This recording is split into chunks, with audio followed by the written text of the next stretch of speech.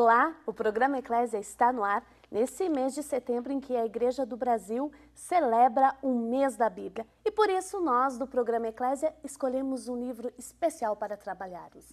Eu estou falando do Apocalipse, esse livro que provoca um certo medo, uma certa preocupação em nossas mentes e no nosso coração, porque ele usa muitas figuras de linguagem. Você sabe o que é isso? Por exemplo, a imagem da mulher grávida e do dragão. É uma cena de terror, preocupante. Outra coisa que nos deixa inquieto é o número 666, que representa o mal, o diabo, e a figura do Papa está associada a esse número, e nós vamos entender por quê. E além dessas imagens que eu falei para vocês, tem muitas outras que geram preocupação, como é o caso do fim do mundo. Será que é verdade mesmo?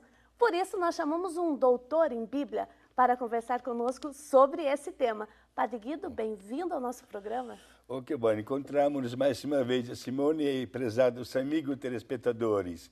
Gostaria de responder às suas preocupações com um sorriso.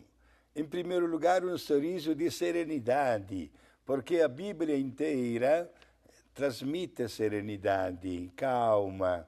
E também a linguagem usada por São João na hora de escrever este livro, o Apocalipse, cheia, como a senhora afirmou, de imagens, de números, de símbolos que podem despertar um certo terror, na verdade é um conforto que ele transmite aos cristãos num momento histórico muito delicado, quando sopravam os ventos contrários contra a Igreja, e ele quer, através desta linguagem apocalíptica, mostrar a luta entre o bem e o mal, com a vitória final do bem sobre o mal, mesmo com muito sangue derramado. Padre, o livro do Apocalipse é o último livro da Bíblia, mas ele foi escrito nessa ordem ou não? Ele foi organizado nessa ordem? Como é isso? Não.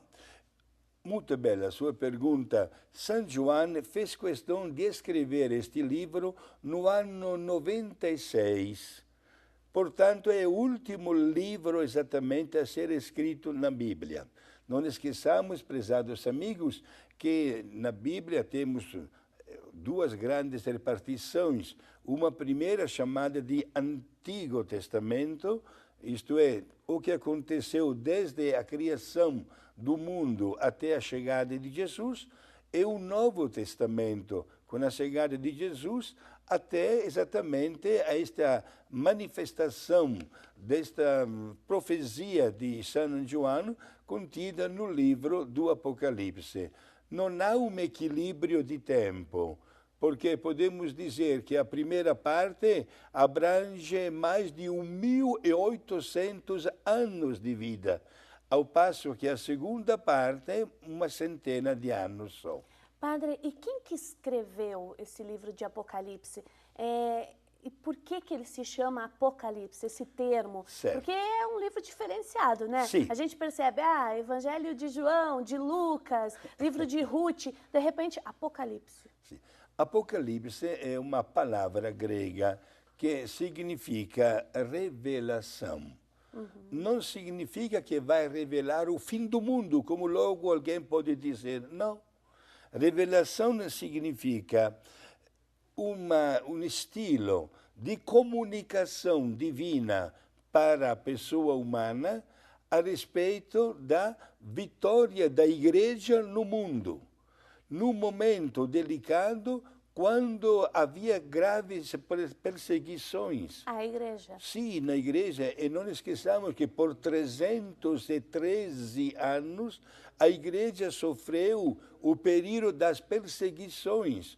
Somente Deus sabe quantos milhões de mártires nós tivemos. São João, autor deste livro, quer transmitir o conforto, mas alguém poderia dizer: Padre, mas eu não posso confortar uma pessoa com uma imagem que desperta uma emoção até negativa. Porque Exato. É claro que nós, ao lermos o Apocalipse, de repente a nossa fantasia, a nossa imaginação cria asas, né, Padre? Não Sim. é muito tranquilo. Mas São João, de uma maneira muito sábia e inteligente, usa o estilo apocalíptico, que não é de uma invenção dele. Temos vários livros da Bíblia escritos no mesmo estilo. Por exemplo, o livro de Ezequiel, o livro também parte do livro de Daniel. As figuras, as imagens, os números refletem situações verdadeiras. Se São João tivesse escolhido de escrever de uma maneira que todo mundo pudesse compreender, o livro dele teria sido logo descoberto e jogado no fogo. E a pessoa dele também teria desaparecido do mundo. São João, pelo contrário, através deste gênero literário chamado apocalíptico, quer dizer a verdade, mas de uma maneira que as pessoas não fossem descobertas, para poder dizer, olha, estou ciente do perigo, das condições críticas, mas tenha coragem, nós vamos vencer. E as pessoas que ele endereçou esse livro, elas entenderam essa linguagem na época dele? Porque nós precisamos de um estudo mais aprofundado para entender. Olha, na hora poucas pessoas conseguiram entender. Mas os doutores cristãos, os grandes padres, chamados assim, fizeram questão já de orientar os cristãos na verdadeira interpretação deste livro. E vou dizer logo, hoje, 2000 anos depois, várias passagens deste livro, por enquanto, não têm uma definição perfeita na sua interpretação. Se a gente falasse neste momento como biblista, sou formado em Bíblia, posso dizer que não há um entendimento comum de algumas passagens da Bíblia. Isto requer, naturalmente, muita prudência, muita discrição, muito estudo. É o caso, por exemplo, quando nós vamos até a internet, vocês que estão em casa também podem fazer uma busca. Se nós encontrarmos uma explicação, por exemplo, de um pastor, de uma igreja evangélica, o sentido do Apocalipse é bem assustador, porque é uma explicação diferente da nossa católica. Sim. Então, quer dizer, de acordo com a fé de cada pessoa, elas também foram interpretando, né? Exato. Mas não esqueçamos que Deus não quer transmitir o terror, o medo. Não quer que ninguém abra e feche logo este livro porque, nossa, o que aconteceu? Que imagem, que episódio? Não. A igreja quer uma leitura serena deste livro. Eu, como biblista, poderia dizer que é um dos livros mais belos a serem lidos, porque transmite uma profunda mensagem de paz e de serenidade. Não se trata de dizer quem não deve, não teme. Não, não é isso. Mas uma leitura atenta mostra como Deus está presente e acompanha constantemente a pessoa humana e quer ter esta pessoa junto consigo. Padre, se a gente pudesse resumir, então, a palavra Apocalipse, seria a revelação ou seria essa questão do fim do mundo? Por que surgiu essa questão do fim do mundo através do livro do Apocalipse? Porque uma leitura superficial leva a considerar a destruição de tudo, do mundo também, da pessoa humana, mas não é isso. Quer uma leitura profunda e teológica mostra a destruição total do mal. O mal será vencido. Não significa que o mundo vai acabar. Exato.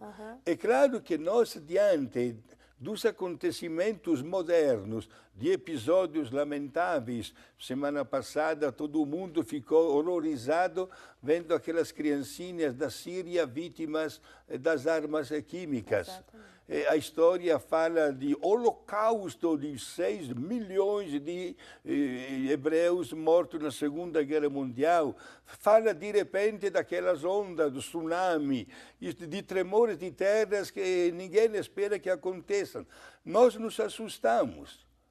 Alguém poderia interpretar isso como o fim do mundo, meus amigos.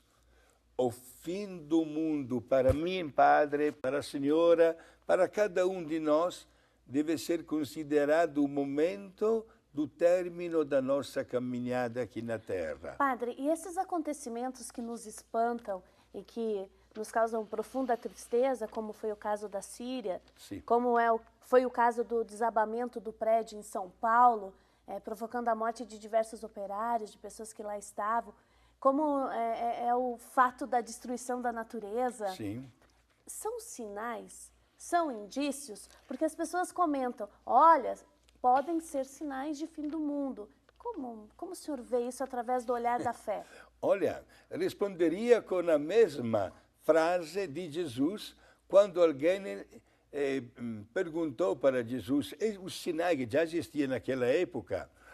Os sinais de tragédias que acontecem significa o fim do mundo. Jesus respondeu com uma pergunta: você acha que quando aquela torre caiu e matou 18 pessoas, já na época de Jesus, também foi um sinal? Ninguém sabia responder. Os sinais da natureza contra os nossos projetos continuarão acontecendo. Os vulcões continuarão fazendo as suas erupções. Os acidentes de trânsito sempre acontecerão. As doenças também que a medicina não consegue vencer, continuarão no seu caminho provocando as suas vítimas. A morte não vai poupar a ninguém, nem o Padre Guido que está falando. Os sinais devem ser para nós uma advertência para estarmos sempre bem diante de Deus. E vocês aí em casa, estão gostando desse tema, desse assunto? Então, escreve aqui para o nosso programa Eclésia, envie o seu e-mail, a sua dúvida, a sua sugestão. Inclusive, nós quando reunimos um grande número de perguntas vindas do público, nós fizemos um programa especial para esclarecer as dúvidas. Então, escreve aqui para a gente. Uma outra dúvida frequente que nós estamos recebendo é o seguinte: como eu faço para ter acesso aos programas que eu não assisti? Muito simples, a Rede Século XXI tem um portal, rs21.com.br, vocês podem acessar, entrar no programa Eclésia e lá tem todos os vídeos dos nossos programas, especialmente aquelas pessoas que têm interesse em contribuir na pastoral, na catequese, esclarecer as suas dúvidas para ajudar e para servir. Então, padre, o senhor dizia que os sinais, eles devem nos alertar Sim. para termos uma vida mais coerente, mais consequente. Perfeito. Eu pergunto, por que é tão associado à ideia do Apocalipse essa questão do arrebatamento? Que palavra é essa? Porque já fizeram inúmeros filmes sobre isso. E o que significa arrebatamento? Certo. São João viveu num momento histórico muito delicado. Sopravam os ventos contrários à igreja. Os imperadores pensavam que, matando os cristãos, estariam sufocando a nova religião que estava nascendo. Só que os imperadores não sabiam que o sangue dos mártires se tornaria semente de novos cristãos. Quanto mais se descarregavam contra as comunidades cristãs, mais aumentava o número. Certo? São João, através da imaginação, porém inspirada por Deus, resgata até o mesmo sangue dos cristãos. A um certo ponto, é só abrir no capítulo 7 do livro do Apocalipse, se encontra um número perfeito, para dizer que ninguém pode contar, dos mártires que deram a sua vida para Cristo. E, ao mesmo tempo, se encontra nos primeiros capítulos um anjo que toca uma trombeta, digamos assim, e diz para os mártires que estão sofrendo as contrariedades, as perseguições, aguentem mais um pouco. Mesmo que vocês percam a sua vida numa maneira trágica, saibam que o vosso ideal será vitorioso e um dia a igreja irá triunfar. E isso tem a ver com o tal do arrebatamento? Exato. Porque, desculpa interromper, padre, mas os filmes falam de uma determinada situação em que as pessoas serão levadas para o céu, serão salvas. É isso, Padre. Olha, vou explicar muito bem, é ainda no segundo capítulo do Apocalipse. São João escreve uma cartinha para 7 cidades, que são chamadas de igrejas, 7 igrejas, dizendo nesta cartinha: parabéns pelo progresso que vocês estão fazendo. Continuem firmes, aguentem. E ao mesmo tempo diz: cuidado, porque estou notando alguns defeitos. E quero mostrar para vocês o que irá acontecer um dia. De repente, usamos uma linguagem, digamos assim, moderna. São João convida a população destas 7 cidades a entrar dentro de um elevador, digamos assim. Todo mundo sobe lá nas nuvens, onde se encontra, de uma maneira moderna, um terraço, e todo mundo olha do terraço o que vai acontecer na Terra. Como se eles fossem simples espectadores. Sim. Quando, depois das primeiras cenas, que são belíssimas, que poderíamos contá-las já, todo mundo fica até bastante admirado, voltam para a Terra e são eles os atores desta grande cena. São João não quer absolutamente transmitir o medo, o terror. Não quer que ninguém feche a Bíblia quando lê este livro. Mas quer dizer, meu amigo, saiba que a tua vida é para o céu, você vai ser arrebatado para o céu também. Muito bem, Padre. E por falar em São João, eu quero fazer uma pergunta para vocês que estão em casa. Você sabe o que significa uma expressão que ele usa, que o mal vai perdurar por 1000 anos? Você acredita nisso? Nós voltamos já já.